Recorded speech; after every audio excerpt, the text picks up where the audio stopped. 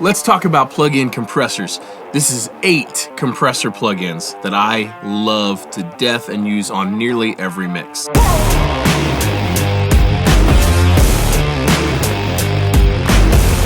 everyone, I'm Cole Caparoon. Thank you for stopping by for another video. Now, every single one of these plug-in compressors I will put in a link in the description down below, and all of them have free trials. So I think this is a better use of the time of this video and of your time, thank you for watching, to just go through, tell you which ones they are, tell you my favorite things to use them on, and then you decide which ones you want to try out, and hit the links in the description, go download you a free trial, and see what you think about them. Let's jump right into it. First up, the Empirical Labs Arouser. Now this is not necessarily in any particular order.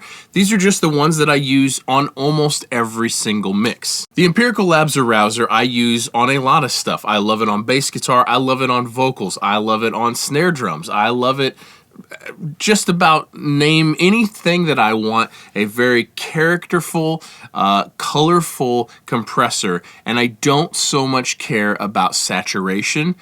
This is the plugin that I'm using, and don't care in terms of like if it gets a little dirty sounding, I'm okay with that. Not that it's a dirty sounding compressor, but that's where I'm at with it. I'm almost always release all the way fast and attack somewhere in the like 8.5 range. This is my preferred setting. I typically use it somewhere between 2:1 and 6:1, and I really like this attack modification that changes how the compressor clamps down on the signal. So if I want to let a little bit more transient through, this is a really great option for that. I also love that we have built-in saturation right here. So there's some saturation in this plugin as you drive it.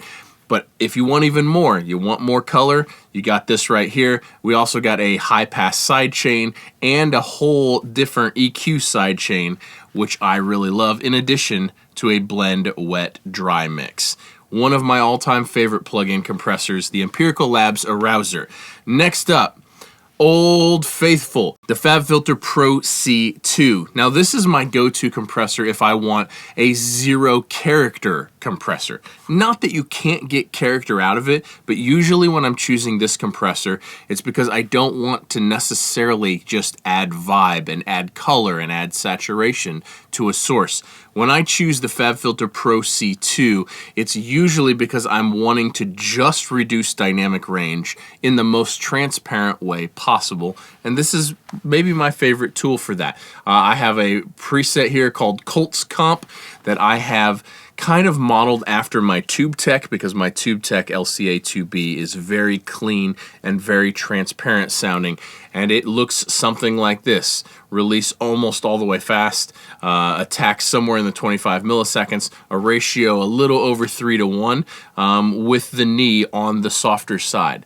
This is one of my favorite things. I also love that we have another mix control here, so that way you can drag down the mix and get some parallel compression going, or use less of the exact same character of compression with the mix control. We've got one more FabFilter plugin on this list, and it is the FabFilter Pro MB. I've done several videos about this particular multi-band compressor, and it is such an enormously powerful tool. I've got a vocal multi-band preset here that I have dialed in myself, and I have the de-esser. Now I have videos on both of these settings and mix tutorials going over how to use these in these exact settings and how to set these up. I will link those videos in the description down below. But as of right now, the Pro MB, it's my favorite de-esser, and it's my favorite multi-band compressor. And I love it as not only just a general de-esser, but I love it as like a finishing tool. If the vocal, when I'm done mixing and I'm done doing all the things that I've done, if it's still just kind of poking out and doesn't quite have that smooth, polished sound that I'm looking for, I will commonly throw this as the last plug-in on the chain. And this just kind of, once I dial it in where we're getting a few dB of compression in each band, but none of them happening simultaneously, it just really brings the whole vocal together in this super cool, polished way, and I love it. Next up on the list, and this is not going to be any surprise to a lot of you, Soothe 2. Now, I slept on this for a long time. I demoed it back in the day when it first came out, however long ago that was, And for whatever reason, it just didn't quite hit me. But I reconnected with it maybe 6 months ago, and boy, is it just unbelievable. I think maybe I didn't spend enough time with it originally to really wrap my head around it.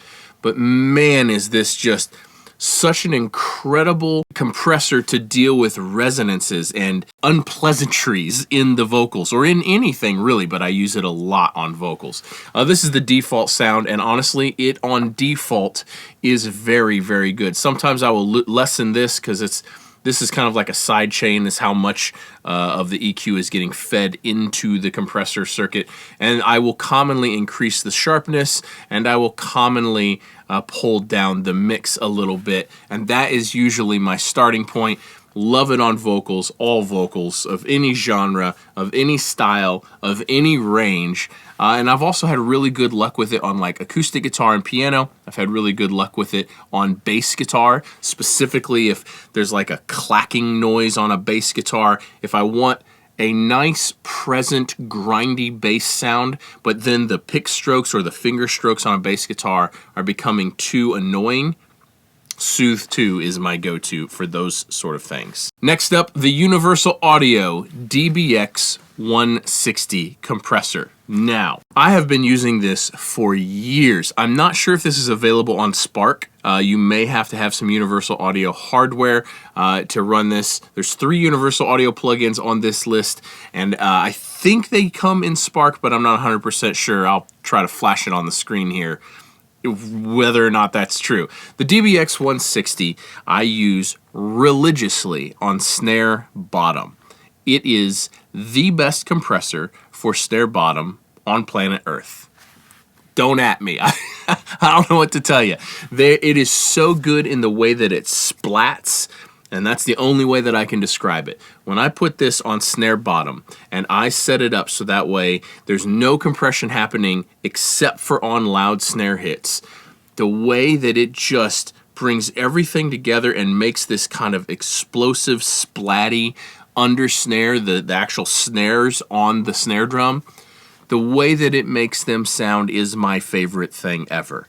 There is no other compressor that I have found that does the same thing as this. And if I'm trying to mix in the box, I will use this sometimes as my parallel drum bus compressor. Now I have the Audioscape 260 VU, which is the hardware version of this, and I use that all the time on parallel drum bus when I'm looking for that a lot of crack and a lot of splat, a lot of like explosive sharp character to the drums. This is my go-to, but this plugin on bottom snare every time on every genre. Next up, the Universal Audio 176. Now, I have this problem where if I really, really love a plugin that is modeled after a piece of hardware, I then want the hardware. This one's on the list for me. I don't know that I'll ever acquire one because, man, are they so expensive. I think the last I saw they were going for like somewhere between $5,000 and $8,000. And that is a shocking amount of money for a single channel vintage compressor. However, this is, of the hardware emulations, this is one of my all-time favorite compressors. It is so good on vocals, it's so good on bass guitar, it's so good on acoustic guitar, it's so good on piano. I don't use it a ton on drums because it's not quite fast enough for me personally on drums, but if you were going after a little gooier sound or a little bit more mid-tempo drum thing or a little bit more organic indie thing or indie pop thing, it would be incredible. But man, on vocals and on acoustic guitar and on piano and on bass guitar, it's so good. Now, I will almost always turn the release all the way up, play with the attack somewhere here between 3 and 4. There is a mix knob on it, which I absolutely love. I love that the default ratio is 2:1, and a lot of times I leave it there. If I want a little bit more out of it, I will move it up to the 4:1, but a lot of times it's either 2:1 or 4:1, and it's just, I can push this to 15 dB of gain reduction on a vocal, and it sounds great. which is something that I cannot say for all plug-in compressors. Let's switch gears and talk about a bus compressor. The SPL Iron is something that is a little bit more recent to me. However, it has become a real staple for me on my mix bus, on mastering, on different buses. I absolutely love it for piano and for acoustic guitar.